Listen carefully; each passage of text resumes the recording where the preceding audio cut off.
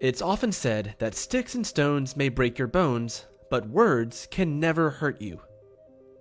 While that phrase may help some people brush off mean words, it isn't exactly supported by science.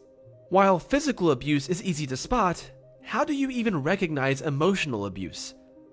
Emotional abuse is sort of like carbon monoxide. It doesn't have any obvious signs we can see, but it can be deadly. Emotional abuse can actually damage your brain structure. Victims suffering from constant emotional abuse experience a shrinking of the hippocampus. This is a brain area that is crucial for learning. The hippocampus plays an important role in your short-term memory, and for learning, short-term memory retention is the first step. Any piece of information in your brain is first stored in your short-term memory before it can either be converted into permanent memory or deleted. Without short-term memory, there can be no learning. This damage to the hippocampus is a lot more disturbing than scientists initially thought. When you are under stress, your body releases a stress hormone known as cortisol. Researchers found that cortisol attacks the neurons in the hippocampus and causes it to reduce in size. So, the more stressed you are, the more cortisol will be released, and the more the hippocampus will shrink in size. Another part of the brain that is affected by emotional abuse is the amygdala. Victims of emotional abuse remain in a constant state of anxiety and fear. This is because long-term emotional abuse results in swelling of their amygdala. This part of the brain controls your breathing and heart rate.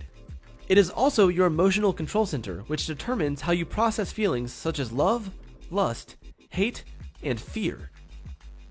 When someone is emotionally abused, their amygdala is constantly on alert and reacts to the slightest sign of abuse.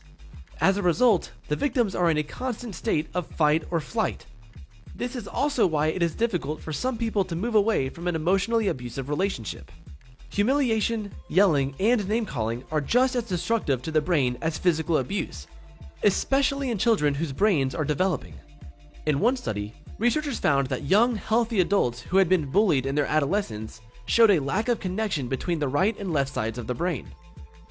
Failing to develop these connections in the brain increases the chances of anxiety, depression, anger, hostility, dissociation, and drug abuse in later ages.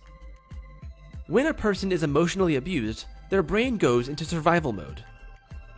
The brain attempts to protect itself by rerouting abundant levels of stress and pain to avoid overload.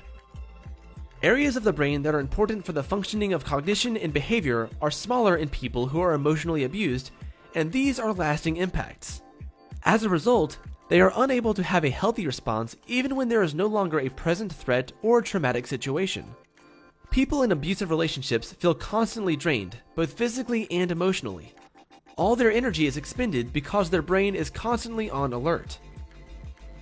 So, no, words don't directly leave marks like sticks or stones do, but the science is in.